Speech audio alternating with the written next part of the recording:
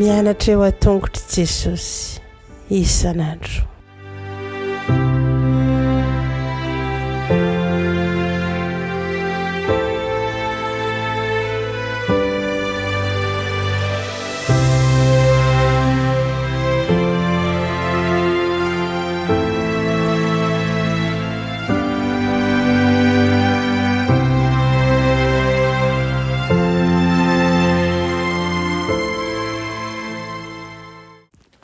Fahamerabantsika tsirairay avy indray tonga eto amin'ny fandraisana ny lesina ho an'ny lehibe isika amin'ity anio ity fifaliana ao anaitran'ny mizara azy ho amin'ny tokatrano tsirairay avy misy atsika.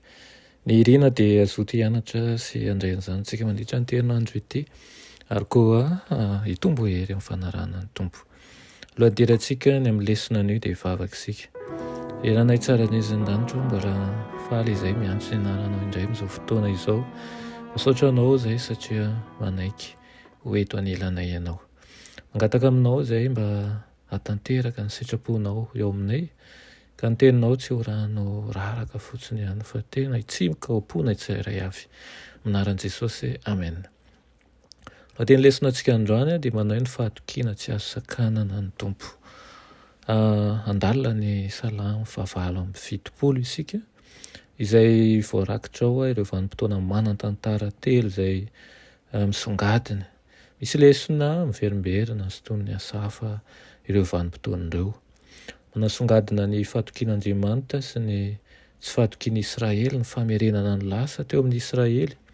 Tokony hampianatra ny taranaka ho avy koa izy ireo mba tsy hamerina amin'ny fahadisoan'ny razambeny.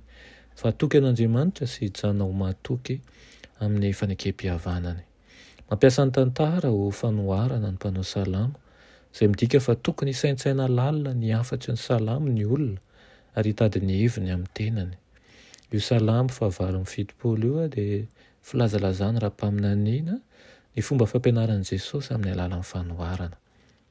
Miresaka momba ny fotoana nivoahan'ny Eksodosy sy ny nanorenana tany Kanana sy ny andron'i Davida koa ny salamo. Izany dia mampiseho ny asa be voninahitra nataon'ny tompo sy ny vokatry ny fanitsakitsahan'ny olona ny fanekeny tamin'Andriamanitra. Ny tantaran'i Israely dia mitantara endrika maro amin'ny tsy fivadihan'ny olona amin'Andriamanitra, indrindra fa ny fanompoan-tsampy. Ny mpanao salama nefa dia manatitantitra ny fototry ny fivadihan'ny Israelita na nadino izay nataon'Andriamanitra ho azy ireo izy ireo tsy natoky an'Andriamanitra naneho ny toetrany tamin'Andriamanitra, ny komy mihitsy izy, tsy nitandrina ny lalàny sy ny fanekeny ary ny tenin'ny vavolombelony. Amin'ny fanantitanterana an'ireo endriky ny tsy fahatokiana manokan'ireo, ny mpanao salamo dia milaza fa ny fandavana ny Israely teo amin'ny tantara dia vokatry ny fahotana lehibe anankiray dia ny tsy fahatokian'ny olona an' Jehova. Rehefa mamaky ny salamo ny olona anankiray dia tototry ny ditran'ny olona tsy mitsahatra sy ny fahajambanana ara-panahy fanohitra amin'ny faharetana sy ny fahasoavan'ny tompo tsy misy fetra. Ahoana ary no ahatonga ny taranaka vaovao tsirairay ho ela be ny anatra an'izany.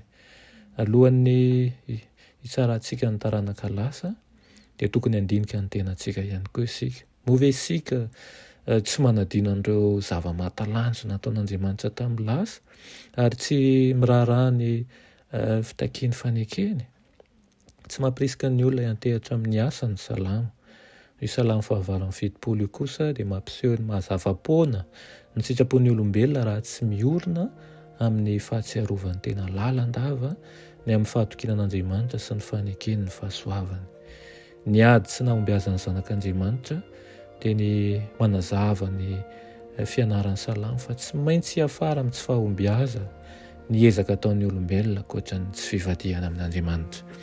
Ohatr'izany ihany koa tandremo fa miafara amin'ny tsy fahombiazana ny ezaka ataontsika rehefa tsy mifekitra eo amin'Andriamanitra isika. Rehefa mivadika amin'Andriamanitra isika dia any amin'ny tsy fahombiazana izay. Ny irina dia atoky amin'Andriamanitra isika. Heverina amin'ny fahatokiana kakalesona ny amin'ny fiainan'ny fiainan'ireo mpanompon'Andriamanitra tamin'ny lasa ary ihany koa tsy hanadino ireo fitahiana izay nomen'Andriamanitra antsika. Amen. mivavaka isika raha eny amin'ny alala tsara indrindra mbola misaotra anao izany amin'izany lesona omenao anay io izany mangataka aminao izay ampitombo mandrakariva amin'ny alalan'ny fanahinao masina ny fahatokiana ianao ka tsy salasala izay ny amin'ny ho avy satria betsaka ny tantananao anay tamin'ny lasa amin'ny anaran'i Jesosy amen.